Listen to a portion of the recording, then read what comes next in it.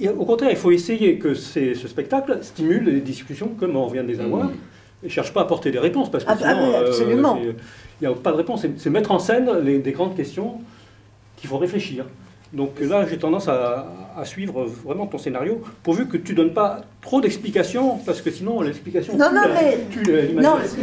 Non, il est hors de question que nous apportions des réponses, parce que les réponses, on ne les a pas. Voilà, il ne faut pas avoir la prétention de les avoir. Voilà, en revanche, le fait que ça se passe dans 6000 ans avec Pierre, vous vous interrogiez si ça valait vraiment le coup de faire un scénario qui se passe dans 6000 ans, alors que vous êtes dans des univers qui se passent à 13 milliards 800 millions d'années.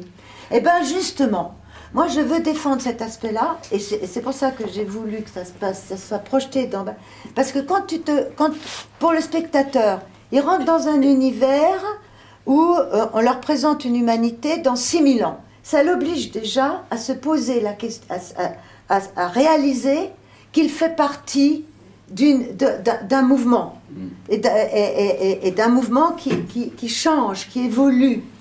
Et vous, quand vous nous racontez d'où nous venons, avec tous ces mondes mystérieux que sont le vide quantique et le boson de Higgs, et que nous venons de là, pour le spectateur, c'est une gymnastique considérable de réaliser que c'est leur histoire qu'on est en train de raconter.